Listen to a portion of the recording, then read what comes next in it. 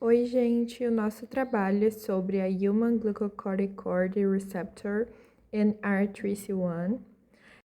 Esse trabalho foi feito por uma dupla que é composta por mim, Helena Mariotti Werner, e pela Julia Leighton Koinski. E a prof que ministrou o trabalho foi a Rosângela Curi Pedrosa, do Departamento de Bioquímica da UFSC. E nós somos alunas do curso de enfermagem. Bom, agora a gente vai falar sobre a nossa proteína. A nossa proteína, como eu já havia falado, é Human Glucocorticoid Receptor, NR2C1. E de forma didática, para a gente entender como que isso ocorre no nosso organismo, o receptor NR2C1 é uma proteína que responde ao cortisol, um hormônio do estresse. Ele funciona como um interruptor dentro das células, ativando e desativando genes que ajudam o corpo a responder ao estresse, controlar a inflamação e regular o metabolismo. Quando ele não funciona corretamente, pode levar a problemas como inflamação crônica, resistência ao estresse e até distúrbios psiquiátricos. Então, basicamente, o funcionamento dele é assim.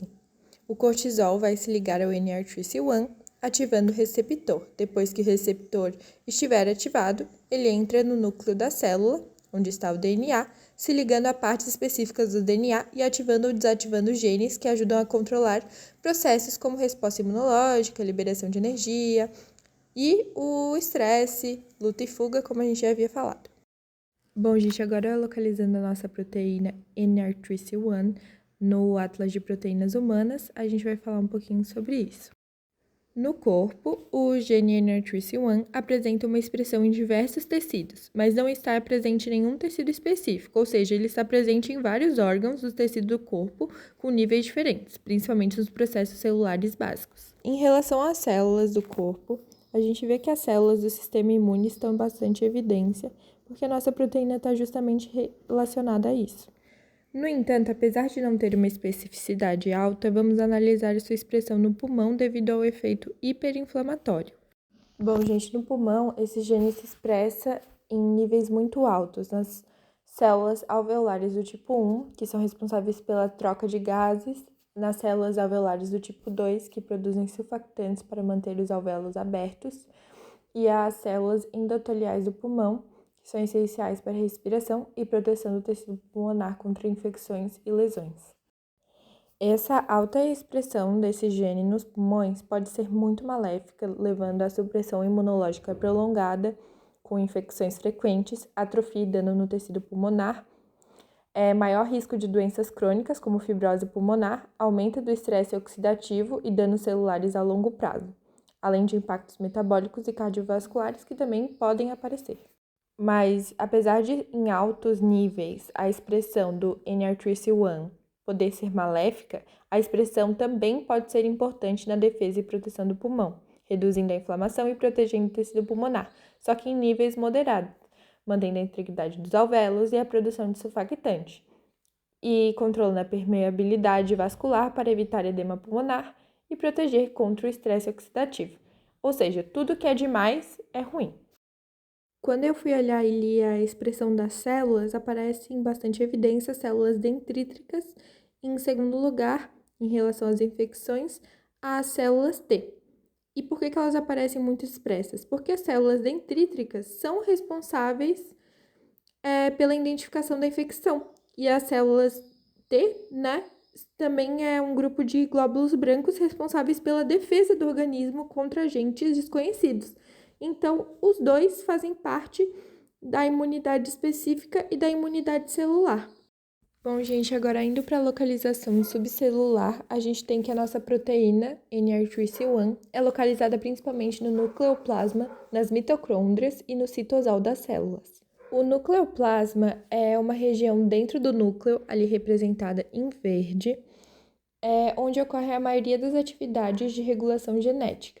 As mitocôndrias são organelas celulares que produzem energia necessárias para as células por meio do processo de respiração celular, enquanto o citosol é um fluido intracelular fora das organelas. Ali no lado esquerdo, onde está em verde, é onde tem os genes NR3C1. Bom, gente, agora a gente vai falar da interação que a nossa proteína tem com outras proteínas. A proteína que mais interage com a NR3C1, de acordo com a imagem, é o EGFR, que ali está marcado em vermelho, que indica a localização no núcleo. Essa interação é importante para regular os processos de crescimento celular e resposta ao estresse. Mas ali também aparecem outras proteínas, como a FKBP5, que está em laranja, está associada ao sistema endomembranar, que controla a duração da intensidade da ativação do NR3C1, ajudando a célula a ajustar sua resposta ao estresse. Nossa proteína também interage a HSP90AA1, em azul claro, que se localiza no citoplasma, e essa interação é especialmente importante porque a nossa proteína pode se ligar ao seu hormônio somente se ativar os genes corretamente dobrados. E por último, mais ou menos importante, tem a PTJA-S3, que também está em azul claro, ou seja, também está no citoplasma e ela ajuda a nossa proteína a se mover e se posicionar corretamente dentro da célula para responder ao hormônio glicocorticoide. Essa seria a estrutura da nossa proteína em 3D. E agora a gente vai explorar um pouquinho dessa estrutura. O nome científico é O-Nuclear Receptor Subfamily 3 Group C Member 1. O código na PDB é 1M2Z. Sua classificação é ativador hormônico ou hormônio. O organismo onde a proteína foi isolada é o Homo sapiens. E o organismo onde foi expressa a proteína foi o Escherichia coli BL21DE3. E a resolução do cristal PDB é 2,35A. A estrutura primária da proteína NR3C1 é composta por 257 aminoácidos e essa sequência FASTA. A nossa proteína possui duas cadeias, quais a A e a C, e a C é no setor D e apresenta uma mutação. A localização genômica é no cromossomo 11, que encontramos a nossa proteína. Ela fica próxima à região Q31,3. Aqui nós temos a representação da nossa proteína numa estrutura cristalina do receptor de glicocorticoide humano, ligado à dexametasona. Aqui está a mesma estrutura da imagem anterior, só que mostrando as suas estruturas secundárias, como a beta-preguiada, amarela mais grossa, a alfa-hélice, que está em rosa, a curvatura beta cinza, que é bem fininha, e o ligante, que são as bolinhas. Aqui nós temos a representação da proteína mostrando todos os aminoácidos conforme o código da sequência FASTA. E aqui conseguimos ver as regiões hidrofóbicas e hidrofílicas. Aqui nós temos a representação da proteína em Spice Fill, que é uma representação 3D com os espaços preenchidos. E aqui dando foco na dexametasona, o nosso ligante. Agora vamos conhecer um pouco mais sobre o ligante. Mostrando sua estrutura em 2D, nós temos seu nome químico, sua fórmula molecular com 22 carbonos, 29 hidrogênios e um flúor e 5 oxigênios, seus smiles e o seu nome trivial, dexametasona. Ali à direita acompanha o código CID do PubChain e aqui sua estrutura 3D, dando ênfase em 3 maneiras de representação. Agora, olhando a interação entre a proteína e o ligante, nós vemos ela de diversas formas. O sítio de ligação do NR3C1 possui uma combinação de 15 aminoácidos apolares e 7 aminoácidos polares. Assim, proporciona um ambiente de hidrofobicidade, facilitando a ligação com ligantes hidrofóbicos. Aqui nós temos a proteína em forma de cartoon e aqui uma ênfase na parte pocket da proteína, que é a parte onde se vê a ligação para um dos ligantes da proteína. Nós temos 3 aminoácidos muito presentes no sítio de ligação. A leucina, com 5 ocorrências, a fenilanina, com 5 ocorrências, e esses 2 hormônios são esteroides e têm uma estrutura apolar que se encaixa bem com o ambiente hidrofóbico. Mas também tem a cisteína, com 4 ocorrências, que é um aminoácido que permite a formação de pontes de sulfeto, que ajuda a estabilizar a estrutura do sítio de ligação. O sítio tem 4 doadores e 9 receptores de hidrogênio, que facilita a interação com os ligantes. A hidrofobicidade destes aminoácidos ajuda a estabilizar a ligação entre o receptor e o ligante através de interações hidrofóbicas.